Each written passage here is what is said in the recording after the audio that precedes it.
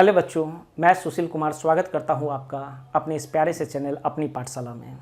और आज के इस वीडियो में हम लोग क्लास 11th मैथ्स के चैप्टर सेट्स को कंटिन्यू रखेंगे और यहां पढ़ेंगे आज के इस वीडियो में कुछ इम्पोर्टेंट टॉपिक्स जो इस प्रकार से हैं।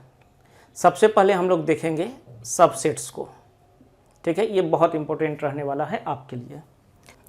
देन हम लोग देखेंगे यहाँ पे इंटरवल्स को। इसके बाद का टॉपिक हमारे लिए रहेगा पावर सेट्स एंड देन हमारे पास यहाँ पर रहेगा हमारा लास्ट टॉपिक इस वीडियो का यूनिवर्सल सेट। ठीक है, तो ये 4 टॉपिक्स को आज के इस वीडियो में हम लोग कंप्लीट करने वाले हैं और ये काफ़ी इंपॉर्टेंट टॉपिक्स हैं जिनमें से सबसेट्स और इंटरवल्स तो बहुत ही ज़्यादा इंपॉर्टेंट हैं और यहाँ यूनिवर्सल सेट का भी कंसेप्ट हमें पता होना चाहिए। ठीक है, तो चलिए बिना किसी टाइम को वेस्ट किए हुए हम लोग इस वीडियो को स्टार्ट। तो our first topic is subsets. ठीक है, तो सबसेट्स किसे बोलते हैं? जैसा इसका नाम ही है कि सब सेट्स, सब का मतलब होता है पार्ट और सेट मतलब कोई भी गिवन सेट। तो किसी भी गिवन सेट का अगर पार्ट हम लोग कंसीडर कर रहे हैं तो वो पार्ट इस सेट का सबसेट कहलाने लगेगा। ठीक है, तो यहाँ पर आसानी से अगर हमें डिफिनीशन बोलना है तो हम लिखेंगे पार्ट ऑफ ए सेट। और एग्जाम्पल अगर पहले कंसीडर कर लेते हैं तो टॉपिक बहुत अच्छे से समझ में आएगी। तो मान लेते हैं हमारे पास एक सेट ए है और इस सेट में जो एलिमेंट्स है 1 2 3 4 5 6 इतने एलिमेंट्स को हम लोग लेकर एग्जाम्पल कंसीडर कर रहे हैं।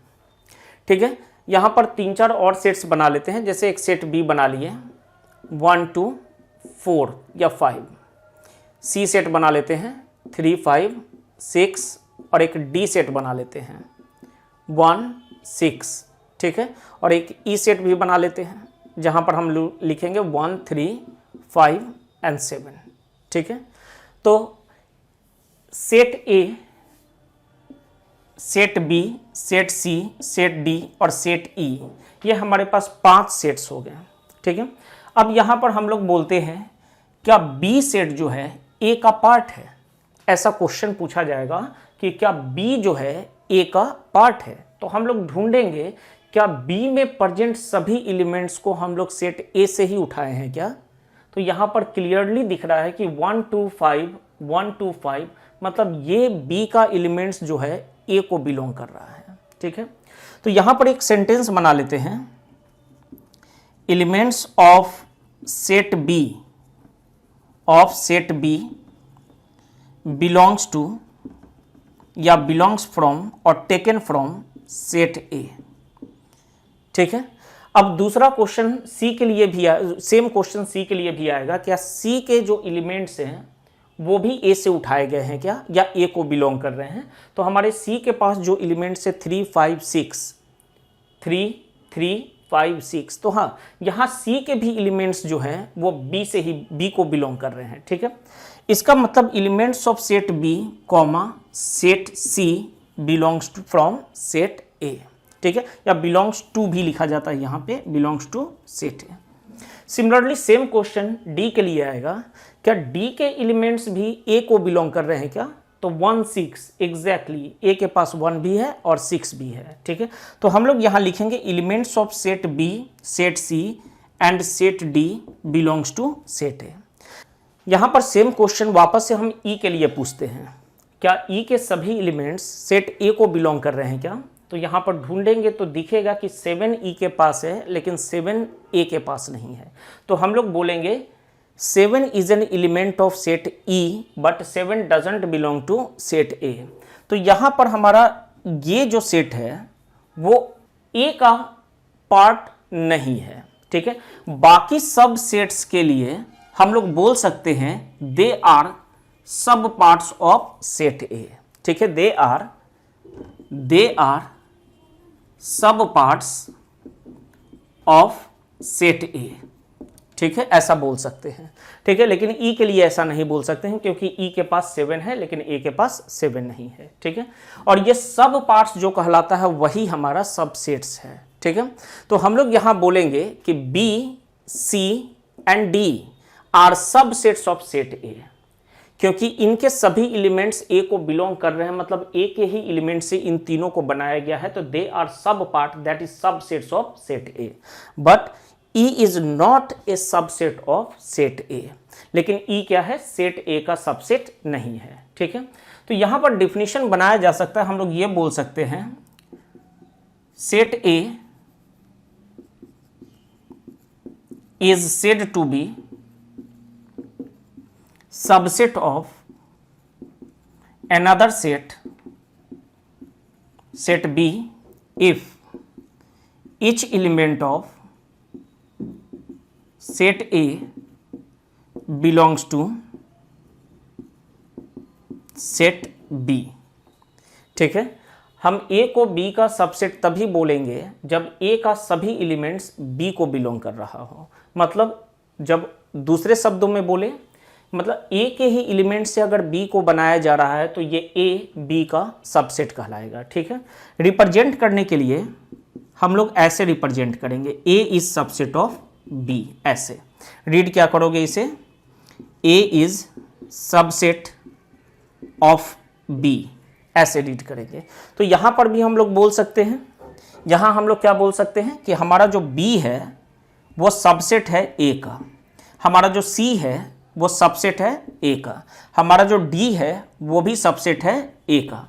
लेकिन ई के बारे में क्या बोलना है कि हमारे पास जो ई है वो सबसेट नहीं है ए का, सबसेट नहीं है तो सबसेट सिंबल को डालकर ऐसे क्रॉस कर देना है। तो E is not a subset of set A. ठीक है, तो ये हमारा डिफिनीशन है और ये हमारे लिए छोटा सा एक एग्जाम्पल है जिसको अभी और भी कंटिन्यू रखेंगे। ठीक है, तो आप लोग पॉज करके नोट कर सकते हैं। ठीक है, सेम एग्जाम्पल को हम लोग कंटिन्यू करते हैं। यहां पर हमने बोला है कि each element of set B belongs to set A, therefore B is subset of A. ये पॉइंट नंबर 1 रहा। अगर सबसेट आपको ढूंढना है तो आप क्या देखोगे, जिसको सबसेट आप बोल रहे हो उसके सभी एलिमेंट्स दूसरे सेट से बिलोंग करना चाहिए, तो वो दूसरे का सबसेट कहलाने लगेगा। ठीक है, पॉइंट नंबर 2 क्वेश्चन बनेगा, is A is subset of B, क्या ये ए जो है वो बी का सबसेट है? तो हम लोग यहां देखेंगे क्या ए के सभी एलिमेंट्स बी को बिलोंग कर रहे हैं क्या? वॉच करिए, ए के सभी एलिमेंट्स बी को बिलोंग कर रहे हैं? नहीं, ए का ये 3 एलिमेंट जो है 1, 2 और 5 सिर्फ बी को बिलोंग कर रहा है, लेकिन 3, 4, 6 ए के पास है, बी के पास नहीं है। तो हम लोग यहां लिखेंगे clearly 3, 4 and 6 are element of A. ये एक एलिमेंट है but they are not the elements of set B, लेकिन वो सेट बी के एलिमेंट्स नहीं है। देयरफॉर ए जो होगा वो बी का सबसेट कभी नहीं होगा। क्लियर है? ठीक है, यहां पे तो हमारे पास ए के पास जो एलिमेंट्स है वो बी को बिलोंग नहीं कर रहे हैं, तो हमारा ए बी का सबसेट नहीं कहलाएगा। ठीक है, तो यहां पर कुछ हम लोग इंपॉर्टेंट पॉइंट्स को कलेक्ट करते हैं रिगार्डिंग सेट्स। ठीक है, सबसे पहला पॉइंट है empty set is subset of every set. ठीक है, एम्प्टी सेट जो होता है, फाई जो होता है, वो सभी सेट्स का सबसेट माना जाता है। ठीक है, point number 2, each set is subset of itself. ठीक है, एक सेट खुद का सबसेट होगा। जैसे ए की बात करें तो 1, 2, 3, तो यहां हम लिख सकते हैं दूसरा ए बनाना है तो वापस से 1, 2, 3, मतलब इसी के सभी एलिमेंट्स को यहां यूज किया गया, तो हम लोग बोलेंगे ए इज सबसेट ऑफ ए। एक सेट खुद का सबसेट होगा क्योंकि दोनों में डिफरेंस नहीं है। ठीक है, यहाँ के एलिमेंट्स यहाँ प्रेजेंट होंगे तो बोलेंगे यहाँ के सभी एलिमेंट्स वहाँ प्रेजेंट है, इसलिए वो खुद का सबसेट है। पॉइंट नंबर 3, अगर हम लोग बोलते हैं, अगर हमारे पास सिचुएशन ऐसा दिया गया है कि ए इज सबसेट ऑफ बी, तो यहाँ पर ए का हर एक एलिमेंट बी को बिलोंग करेगा। ठीक है, सबसेट का यही डिफिनीशन है। ठीक है, अगर ए बी का सबसेट है तो ए का सभी एलिमेंट बी को बिलोंग करेगा। तो अगर हम मान लेते हैं कि x जो है a का एलिमेंट है, तो आपने तो बोला है डिफिनीशन से कि a का एलिमेंट सभी को बिलोंग करेगा, इसका मतलब ये x जो है वो b को भी बिलोंग करेगा। तो दिस वन इज इंपॉर्टेंट। ठीक है, अगर a सबसेट ऑफ b करके बोला जाए कि 2,4 आर एलिमेंट ऑफ a, तो आप बोलोगे definitely 2,4 are also element of b, क्योंकि a b का सबसेट है, इस हिसाब से a के सभी एलिमेंट्स b को भी बिलोंग करने चाहिए। ठीक है, नेक्स्ट, अगर हम यहां पर बोले कि a is subset of b and a doesn't equal to b, a और b बराबर नहीं है, लेकिन a क्या है, हमारे b का सबसेट है, तो इस a को हम लोग बोलेंगे प्रॉपर सबसेट। ठीक है, a को क्या बोलेंगे, प्रॉपर सबसेट है, क्योंकि बराबर नहीं है इसलिए प्रॉपर सबसेट है। और b को क्या बोलेंगे हम लोग, सुपरसेट, इसको बोलना है सुपरसेट। ठीक है, a को बोलेंगे जो सबसेट है वो प्रॉपर सबसेट हो गया, क्यों, क्योंकि दोनों बराबर नहीं है।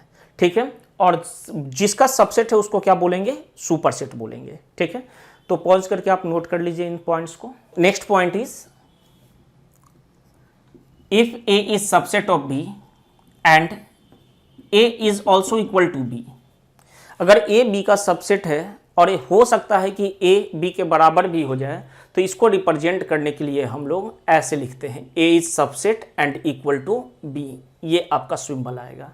अगर पॉसिबिलिटी है कि a b के बराबर भी हो रहा हो किसी खास कंडीशन में, या a सबसेट हो रहा हो, तो दोनों को बताने के लिए हम लोग इस सिंबल का यूज करेंगे। ठीक है, next topic is if a is subset of b and b is also subset of a, मतलब a के सभी एलिमेंट्स b को बिलोंग कर रहे हैं और यहाँ b के सभी एलिमेंट्स a को बिलोंग कर रहे हैं। इसका क्या मतलब हो सकता है, ये तभी पॉसिबल है जब a और b दोनों क्या हो जाएंगे, बराबर।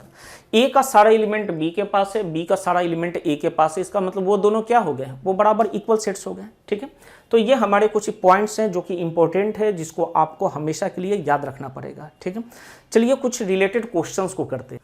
तो यहाँ पर हमारे पास कुछ क्वेश्चंस हैं, जिसमें सबसे पहला क्वेश्चन है कंसीडर द सेट्स।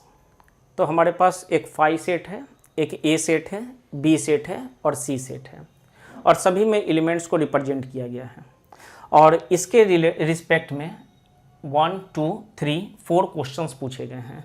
आपको इन क्वेश्चंस में ये जो फिल इन द ब्लैंक से, मतलब यहाँ जो खाली स्थान आपको दिख रहा है वहाँ पर सबसेट या नॉट सबसेट से इसे फिल करना है। ठीक है, तो सबसे पहले हम लोग देखते हैं फर्स्ट वाले को।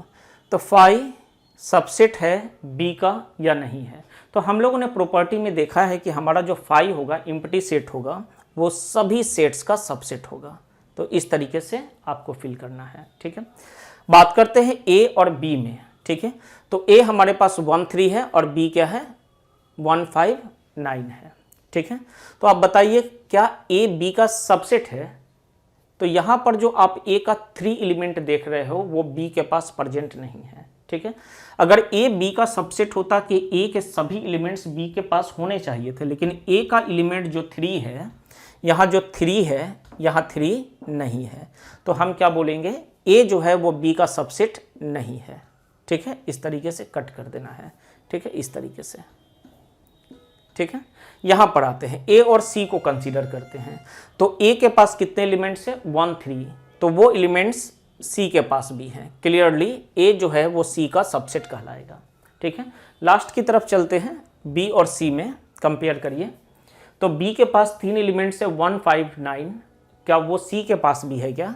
ठीक है, तो आप यहाँ देखोगे 1, 5, 9 सी के पास भी है। Clearly B is subset of सी।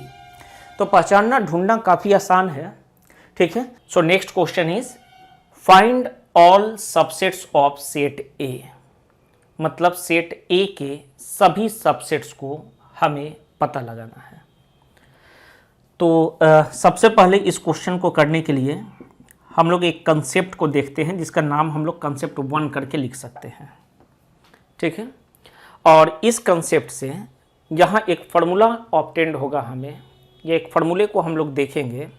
उस फार्मूले की मदद से हम लोग किसी भी सेट के कितने सबसेट एग्जिस्ट कर सकते हैं उसका पता लगा सकते हैं। ठीक है, so if number of elements in any set is equal to M.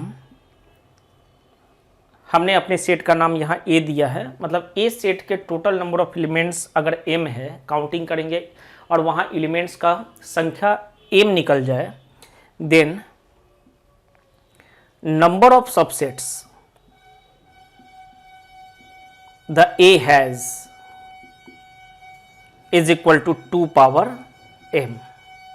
ठीक है, तो यहां पर जो a का टोटल नंबर ऑफ सबसेट्स होगा वो कितना होगा, 2 पावर में m के बराबर होगा, जहां m क्या है, a के टोटल नंबर ऑफ एलिमेंट्स का काउंटिंग है। ठीक है, जैसे यहीं पर इस क्वेश्चन में आते हैं, हम लोग देखेंगे Na इज इक्वल टू कितना है, 3 है। ठीक है, तो नंबर ऑफ सबसेट्स कितना हो जाएगा, 2 पावर 3 दैट इज 8 हो जाएगा। मतलब इस सेट ए के पास टोटल 8 सबसेट होने चाहिए।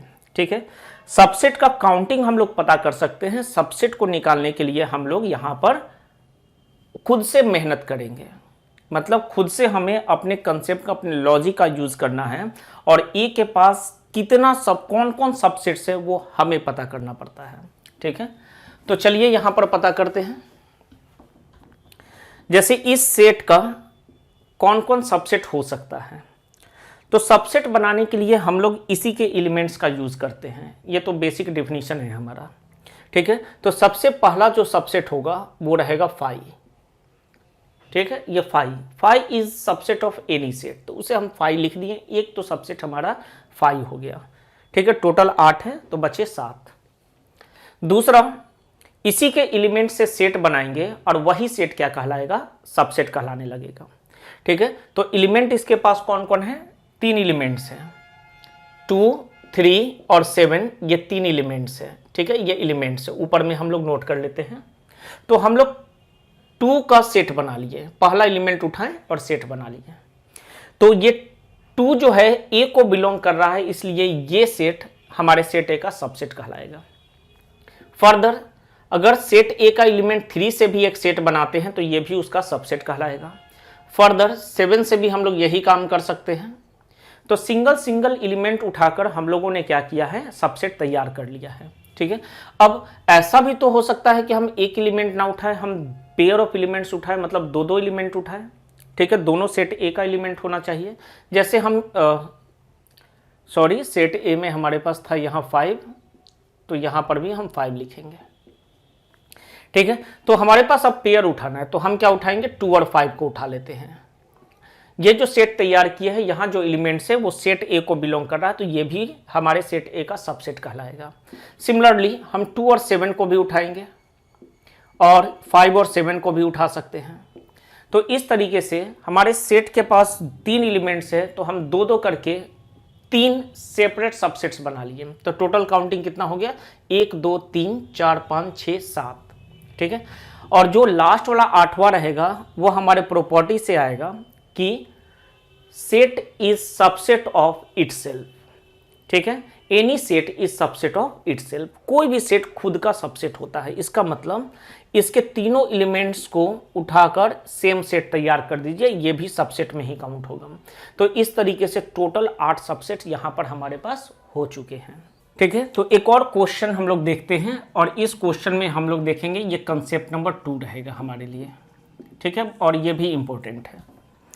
जैसे एक सेट हम लोग तैयार करते हैं, set A is equal to 1 5 and 2 3।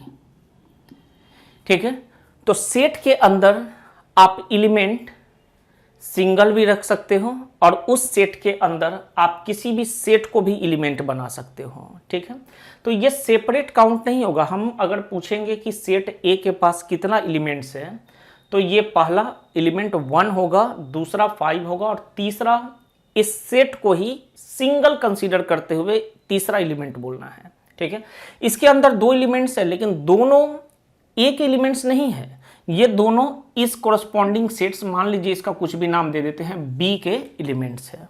ठीक है, तो अगर हमें बोलना है एलिमेंट्स ऑफ सेट ए, तो हम लोग बोलेंगे 1 है, 5 है और 2 3 है, यही 3 एलिमेंट्स है।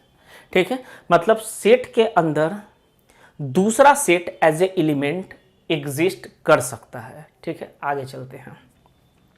अगर हम बात करें कि इसके पास टोटल नंबर ऑफ सबसेट्स कितना होगा, तो total number of subsets is equal to 2 power में m, और यहां पर m क्या है, counting of number of elements of set A, जो कि 1 2 3 मिल रहा है। ठीक है, तो यहां पर हम लोग लिखेंगे 2 power 3 that is 8। Total 8 subset बनना चाहिए। ठीक है, तो हमने सबसेट कैसे कैसे बनाना सीखा था। एक फाइल लेना था, सिंगल सिंगल एलिमेंट को उठाना है। जैसे 1 को उठाए तो 1 को इस कर्ली ब्रेसेस के अंदर डाल देंगे, ये सेट तैयार। और सेट के पास एलिमेंट जो है वो A का है, इसलिए ये A का सबसेट कहलाएगा। सिमिलरली 5, जब तीसरा एलिमेंट उठाएंगे तो ये तो एलिमेंट है, तो एलिमेंट से हमें सबसेट तैयार करना है। ठीक है, सबसेट मतलब सेट बनाना है, तो इस एलिमेंट को भी हम लोग इस कर्ली ब्रेसेस के अंदर डालेंगे। ठीक है, बिना कर्ली ब्रेसेस के लिए ये एलिमेंट ऑफ सेट A था, लेकिन कर्ली ब्रेसेस आते ही ये एक सेट बन गया और इस सेट में A का एलिमेंट है, इसलिए ये आपके सेट A का सबसेट कहलाएगा। फर्दर 2 2 करके उठाना है अब, तो 1 5 लेते हैं, फिर 1 और वो थर्ड वाला एलिमेंट लेते हैं, हम उसको एलिमेंट बोल रहे हैं। फिर क्या करेंगे, 5 के साथ पेयर बनाएंगे, 5 और एलिमेंट नंबर थर्ड, कितना हो गया काउंटिंग में, 4 3 7। और जो हमारा लास्ट वाला रहेगा ये खुद रहेगा, एक प्रेजेंट रहेगा। Set is a subset of itself वाला कंसेप्ट से, तो टोटल काउंटिंग में आपको 8 सबसेट्स आ गए। ठीक है, ये सभी क्या कहलाएंगे, सबसेट्स ऑफ सेट A। ठीक है, चलिए अगला क्वेश्चन हम लोग देखते हैं। यहाँ पे एक और सेट बनाते हैं हम लोग, A नाम का एक और सेट ले लेते हैं, 1 -1 2 3 एंड 5। ठीक है, 5। तो अगर हम बोले कि 5 डैश A, तो आपको फिलअप करना है 5 A का क्या है। ठीक है, सेकंड में ये A का क्या है। तीसरा क्वेश्चन बना लेते हैं, ये A का क्या है। चौथा बना लेते हैं, ये A का क्या है। ठीक है, तो यहाँ पर ये हमारे पास कुछ क्वेश्चंस हो गए हैं और इन क्वेश्चंस में हमें ये फिल इन द ब्लैंक्स को फिल करना है। ठीक है, सबसे पहले 5 देखते हैं।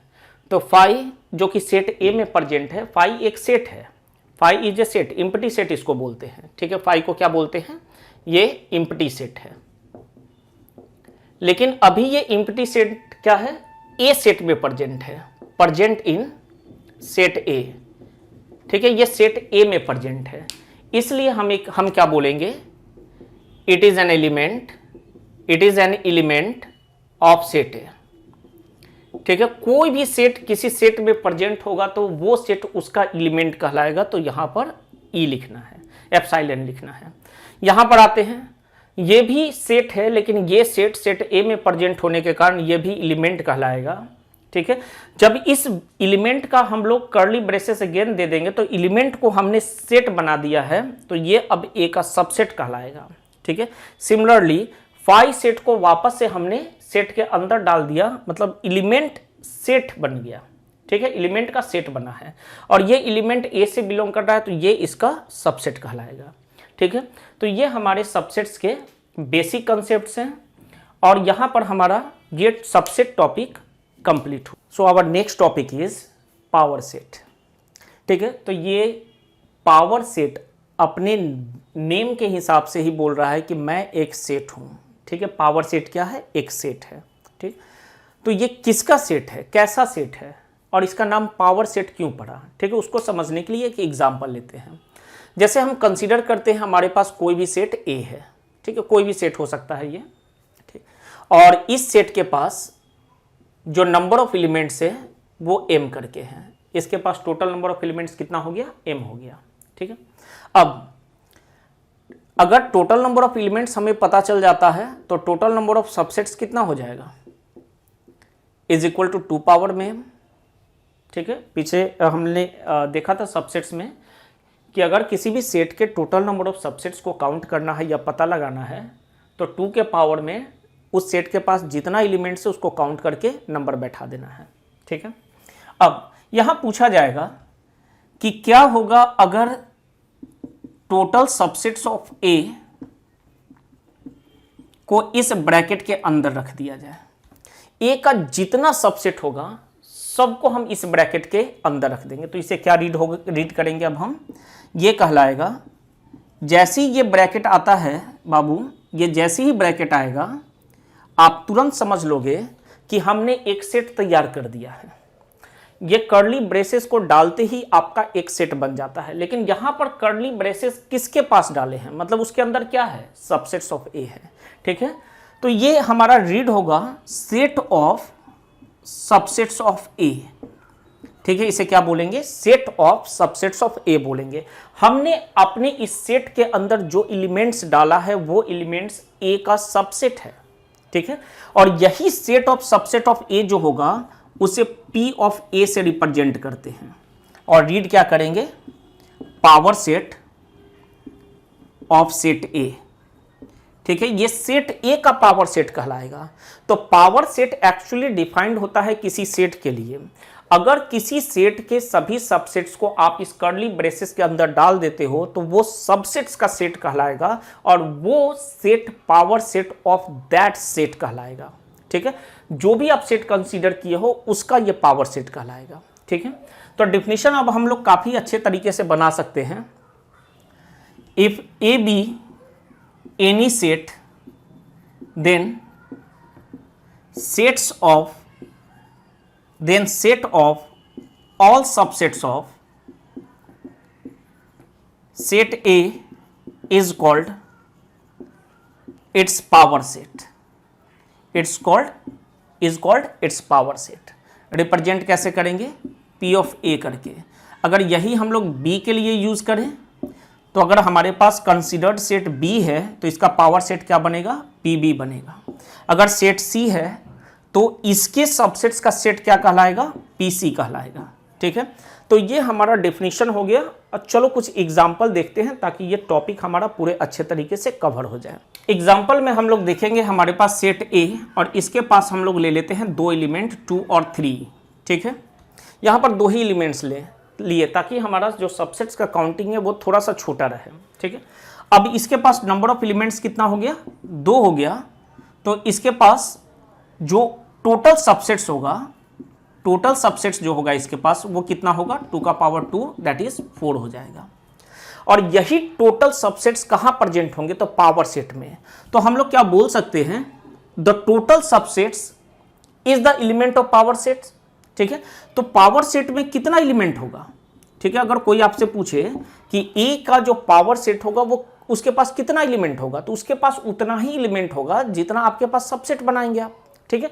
जितना इसका सबसेट होगा दैट मीन्स यहां पर भी आप लिख सकते हो 2 का पावर 2 दैट इज 4, क्योंकि टोटल सबसेट तो यहां प्रेजेंट होने वाला है। तो जितना टोटल सबसेट का काउंटिंग होगा उतना ही आपके पावर सेट का एलिमेंट भी कहलाएगा, ठीक है। चलिए अब जल्दी जल्दी इसके टोटल सबसेट्स को निकालते हैं। टोटल सबसेट्स कौन कौन से हो जाएंगे सबसेट्स इसके, सबसे पहला 5 रहेगा। सिंगल एलिमेंट्स को उठा लेना है, टोटल 4 ही बनेगा, 3 हो चुका है और एक ये खुद अपना रहेगा, ठीक है। तो ये क्या कहलाएगा, टोटल सबसेट्स। लेकिन अभी हमने सेट तैयार नहीं किया है। अब हम लिखेंगे पावर सेट ऑफ ए। कैसे लिखना है, तो जो भी सबसेट्स है उसको एलिमेंट बना लीजिए। एलिमेंट बना लो किसका, तो पावर सेट का। और एलिमेंट बनाने के लिए आपको इसे सेट देना पड़ेगा। तो ये आपका सेट का सिंबल हो गया, ठीक है।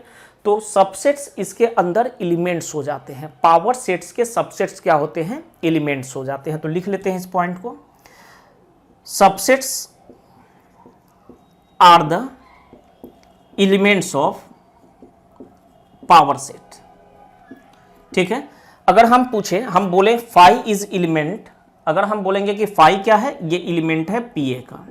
अगर हम बोले 2,3 क्या है, तो ये भी एलिमेंट है पीए का। इस तरीके से इसके पास 1 2 3 4 एलिमेंट्स हैं, ठीक है। तो ये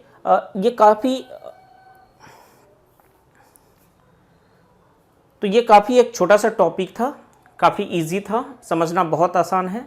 अगर आप सबसेट्स निकाल पा रहे हो तो उसी सबसेट्स का सेट तैयार कर देना, कॉरस्पॉन्डिंग सेट का पावर सेट बन जाएगा, ठीक है। So our next topic is universal set. तो यूनिवर्सल सेट को सबसे पहले हम लोग यू से रिप्रेजेंट करते हैं, ये जान लेंगे। यू से यूनिवर्सल सेट को रिप्रेजेंट करेंगे। डेफिनेशन क्या होगा? In any context the largest possible set is considered as universal set where all the corresponding other sets are subsets of the largest set। ठीक है, बोलने का मतलब है यूनिवर्सल सेट का एग्जैक्ट कोई डेफिनेशन नहीं होता है, ये एग्जैक्ट कोई सेट नहीं होता है, ठीक है। जैसे आप 8-10 सेट्स पर काम कर रहे हो, अगर ये 8-10 सेट्स जो हैं किसी एक पार्टिकुलर सेट्स के सबसेट्स हो गए तो उस पार्टिकुलर सेट को universal set of all the given sets बोल देंगे, ठीक है। मतलब लार्जेस्ट सेट जिसके सबसेट्स जो भी हम कंसीडर कर रहे हैं वो सभी सेट्स हैं, तो उन सेट्स के हिसाब से, उन कंसीडर्ड सेट्स के हिसाब से ये यूनिवर्सल सेट कहलाएगा, ठीक है। चलिए एक एग्जांपल लेते हैं। जैसे हम लोग यहाँ पर बोलते हैं सेट ए, ठीक है, सेट ए, जहाँ पर ये सेट हमारे पास है सेट ऑफ क्वाड्रिलेटरल्स है, क्वाड्रिलेटरल्स, ठीक है। और यहाँ पर बाकी 2-3 सेट्स और कंसीडर कर लेते हैं। जैसे सेट बी को बोलेंगे set of rhombus, set of rhombus. Set C को बोलेंगे set of let square. Set D को बोलेंगे सेट ऑफ रेक्टेंगल, ठीक है। सेट ई को बोलेंगे हम लोग सेट ऑफ ट्रेपीजियम, ठीक है। तो यहाँ पर हमने 4 सेट्स को कंसीडर कर लिया, मतलब टोटल 5 है, लेकिन इन चारों के बारे में हम बात करते हैं, ठीक है। ये चारों हालांकि डिफरेंट नेम से जाने जा रहे हैं यहाँ पर, रोम्बस, स्क्वायर, रेक्टेंगल और ट्रेपीजियम, लेकिन है क्या, ठीक है, ये सभी क्वाड्रिलेटरल्स हैं। मतलब ये सभी क्वाड्रिलेटरल सेट के सबसेट्स माने जा सकते हैं, क्योंकि quadrilateral is head of the family, मतलब जिसके बाउंड्रीज 4 हो उसको क्वाड्रिलेटरल बोलते हैं, ठीक है।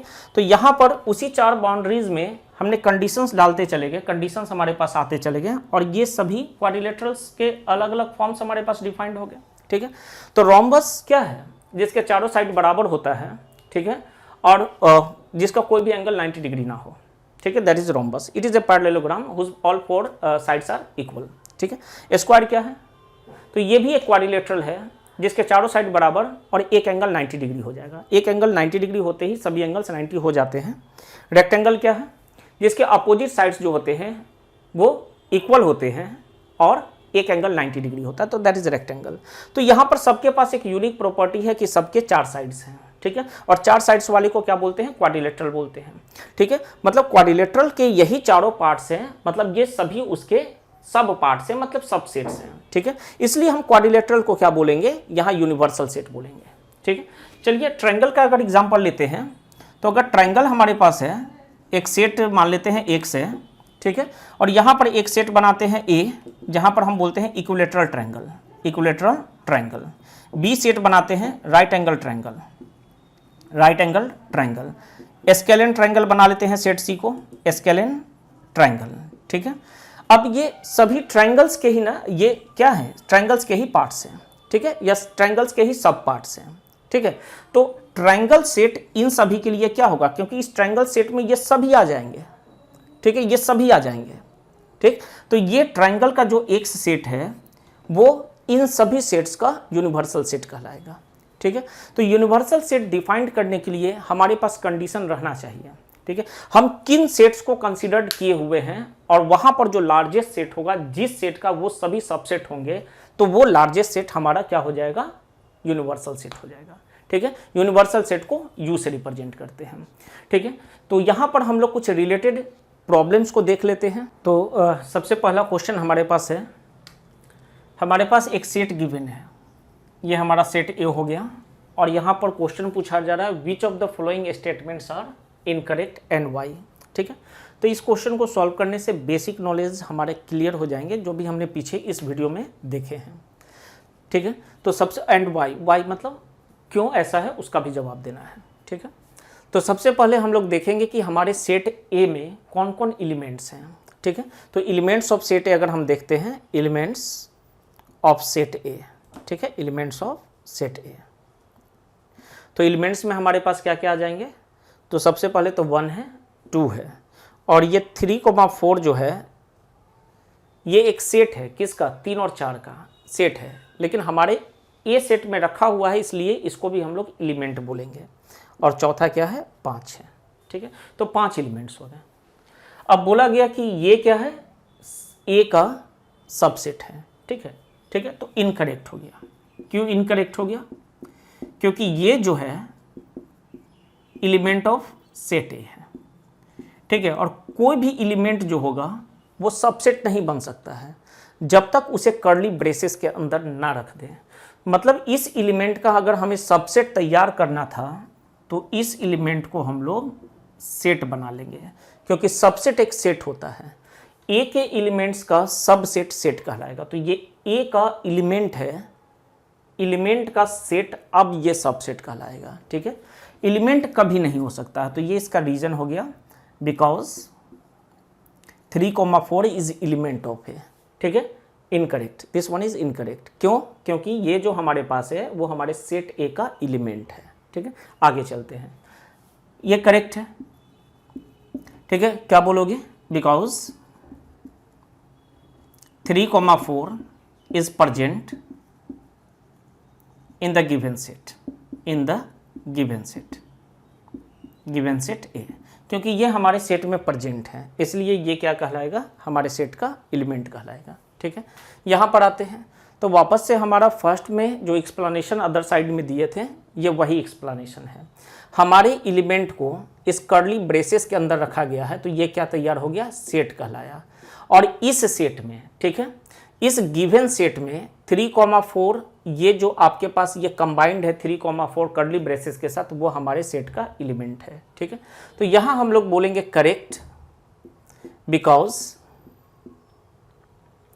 3,4 is element of A and hence set of this element is subset of A.